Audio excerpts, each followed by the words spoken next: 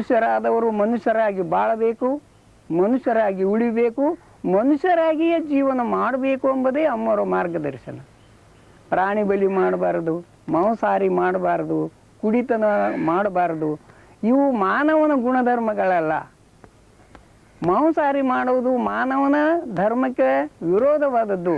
ಪಕ್ಷಿ ಪ್ರಾಣಿಗಳು ಮಾಡ್ತಕ್ಕಂಥ ಕಾರ್ಯ ಮಾನವ ಮಾಡ್ತಿದ್ದಾನೆ, ಇದು ಮಾನವನಿಗೆ ಸಲ್ಲಲಾರದ ಕಾರ್ಯ ಅಂತ ಅಮ್ಮವರು ಹೇಳ್ತಿದ್ದಾರೆ. ಈಗ ಪಕ್ಷಿಗಳು ಯಾಕೆ ಮಾಡ್ತಿದೆ? ಅವಕ್ಕೆ ಚುಂಚಿದೆ, ಉಗುರಿದೆ, ಅವುಗಳಿಂದ ಅವನು ಕೊಂದು ಅವುಗಳನ್ನು ಬೇರೆ ಬೇರೆ ಮಾಡುವ ತಿನ್ನುವ ಶಕ್ತಿ ಅವಕ್ಕಿದೆ. ಮಾನವನಿಗೆ ಹಾಗೇನಿಲ್ಲ. ಅದಕ್ಕಾಗಿ ನಮ್ಮ ಒಬ್ಬ ಭಕ್ತರು ಕೇಳ್ಯಾರ ಅಮ್ಮವ್ರಿಗೆ ಒಂದ್ಸಲ, ಅಮ್ಮ ಮಾಂಸಾಹಾರಿ ಮಾಡಿದರೆ ಶಕ್ತಿ ಭಾಳ ಬರ್ತದಂತ ಅಂತ ಕೇಳಿದ್ರೆ ಅಮ್ಮವ್ರು ನಕ್ಕು ಅವರಿಗೆ ಹೇಳಿದರು, ಏನಪ್ಪ ಇದು ಎಷ್ಟು ದೂರದೈವಕರ, ಆನೆ ಏನು ತಿಂತದ ಅಂತ ಕೇಳ್ಯಾರ. ಆನೆ ಮಾಂಸ ತಿಂತದೆ? ಇಲ್ಲ. ಮತ್ತು ಅದಕ್ಕೆ ಯಾಕೆ ಅಷ್ಟು ಶಕ್ತಿ ಇದೆ? ಇದೆಲ್ಲ ಕೆಟ್ಟ ಕಲ್ಪನೆಗಳು ತೆಗೆದು ಹಾಕಬೇಕು. ಹಿಂದಿನಿಂದ ಬಂದಿದೆ ಅಂತ ಅದನ್ನು ಕಾಪಾಡಿಕೊಂಡು ಹೋಗಬಾರ್ದು, ಅದನ್ನು ಬಿಟ್ಟು ಬಿಡಬೇಕು, ಮನುಷ್ಯರಾಗಿ ಬಾಳಬೇಕು ಅಂತ ಹೇಳ್ತಾರೆ.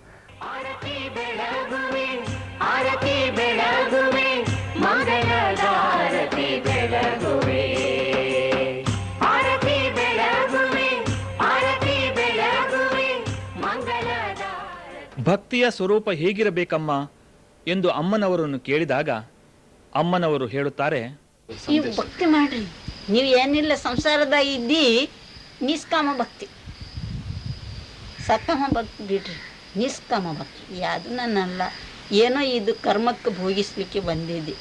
ಇವು ಯಾವೂ ನಮ್ದಲ್ಲ, ಮನೆ ನಮ್ದಲ್ಲ, ಸಂಸಾರ ನಮ್ದಲ್ಲ, ಹೆಂಡತಿ ನಮ್ದಲ್ಲ, ಇವು ಎಲ್ಲ ಭ್ರಾಂತಿಗಳು ಅಂತ ತಿಳಿಬೇಕು. ಭಕ್ತಿ ಯಾವ ಸ್ವರೂಪ ಇರಬೇಕು? ಭಕ್ತಿ ನಿನಗೆ ಯಾವ ಭಾವ ಇದ್ದಾಗ, ಈಗ ನೋಡು ಮತ್ತು ಯಾರು ಪ್ರಹ್ಲಾದ ಹಂಗೆ ಭಕ್ತಿ ಏನಪ್ಪ, ಪ್ರಹ್ಲಾದ ಹೆಂಗೆ ಭಕ್ತಿ ಇಟ್ಟಾನ ಹಂಗೆ ಇಟ್ಟಿದ್ದು ಎಲ್ಲ ಕಡೆ ಅವನಿಗೆ ಕಾಣ್ತಾ ಇದ್ದಾನ. ಅವನಿಗೆ ಹಿರಣ್ಯಕಶಿಪುಡು ಭಿನ್ನತ್ವದಿಂದ ನಾಶನಾಗ್ಯಾನ, ಏಕತ್ವದಿಂದ ಪ್ರಹ್ಲಾದ ಶಾಶ್ವತನಾಗ್ಯಾನ. ಗಂಗ ಭಕ್ತಿ ಪ್ರಹ್ಲಾದ. ಈಗ ಮತ್ತು ಮಾರ್ಕಂಡೇಯ ಹಂಗ ಭಕ್ತಿ. ಅವನು ಹಿಂಗ ನೀವು ಯಾಕೆ ಕಳಿತೀರಿ, ನನಗೆ ಕೊಟ್ಟನವನ್ನೇ ನಾನು ಕೇಳ್ತೀನಿ ಅಂತಂದು ಹೆಂಗೆ ಭಕ್ತಿ ಇಟ್ಕೊಂಡು ಆ ಶಿವನ ಸಾಕ್ಷಾತ್ಕಾರ ಹೆಂಗೆ ಪಡ್ದಾನ ಅಂತ ಭಕ್ತಿ ಇಡಬೇಕು. ಅಂತ ನೀವು ಎದುರು ಭಕ್ತಿ ಇಟ್ಟಿದ್ದೀರಿ ಅದು ಅದ್ರ ಒಳಗೆ ನಿಮ್ಗೆ ಕಾಣ್ತೀರಿ, ಇಲ್ಲಂತ ಏನು ಸಿಕ್ಕಂಗಿಲ್ಲ, ಅದು ಎಷ್ಟು ಮಣ್ಣೆ ಸಿಕ್ಕಂಗಿಲ್ಲ. ಇವೆಲ್ಲ ಆಶೆ ವೃತ್ತಿಗಳು, ಕರ್ಮ ವೃತ್ತಿಗಳು, ಅವು ಬೆಳಿತಾನೇ ಇರ್ತಾವೆ. ನಿರಾಶದಿಂದ ಯಾರು ಭಕ್ತಿ ಮಾಡ್ತಾರ ಅದು ಇದೆ. ಭಜನ ಎಟ್ಟಿದ ತಿಳಿಯರ ನಿಜಮಗನುಗೊನೆ ನಡುವರ. ಆ ಭಜನ ಒಳಗೆ ಅವನಿಗೆ ಯಾವಾಗಲೂ ಸಂಸಾರ ವಿಚಾರಣೆ, ಸಂಸಾರ ಭಾವಗಳು ಇರ್ತಾವ. ಏನೋ ಒಂದು ರಾಮಕೃಷ್ಣ ಅಂತಂದು ಒಂದು ಎಲ್ಲರೂ ಕೂಡ್ಕೊಂಡು ಭಜನೆ ಮಾಡ್ತಿದ್ದು ಏನಾಗ್ತದ, ಸ್ವಲ್ಪ ಮನಸ್ಸು ಸ್ಥಾಯಿಗೆ ಬರ್ತದಂತಂದು ಭಜನೆ ಮಾಡ್ತಾರೆ.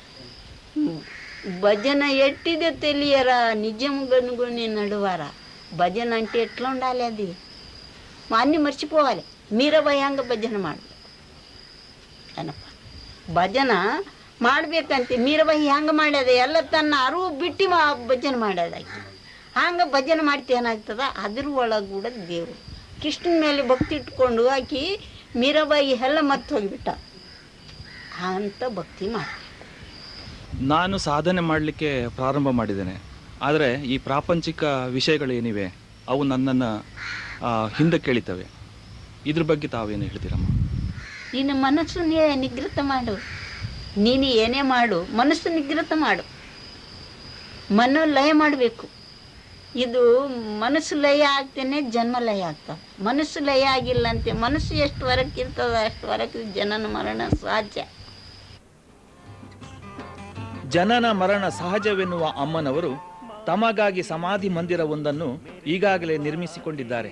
ಶಿವಯೋಗಿಗಳಿಗೆ ನಿಜ ರೂಪ ತೋರಿದಾಕೆಗೆ ಯಾನಾಗುಂದಿ ಇಂದು ಪರಮ ಪವಿತ್ರ ಕ್ಷೇತ್ರ, ಭಕ್ತ ಜನರ ಕಲ್ಪವೃಕ್ಷ, ಯಾಚಕರ ಕಾಮಧೇನು, ಆಸ್ತಿಕರ ಪರಮ ಪಾವನ ಧಾಮ. ಸರ್ವಮತ ಸಮಭಾವದ ನೀತಿಯನ್ನೇ ಬೋಧಿಸುತ್ತಾ ಬಂದಿರುವ ಮಾತೆ ಶ್ರೀ ಮಾಣಿಕೇಶ್ವರಿ ಅಮ್ಮನವರು ಭಾವುಕ ಭಕ್ತರ ಹೃದಯದ ಅರಮನೆಯಲ್ಲಿ ಮನೆ ಮಾಡಿಕೊಂಡಿದ್ದಾರೆ.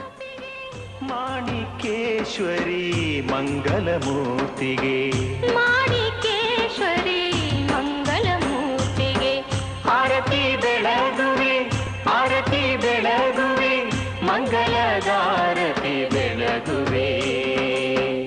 ಆದಿಶಕ್ತಿಗೆ ಆರತಿ ಬೆಳಗುವೆ, ಅನಂತ ಮಹಿಮೆಯ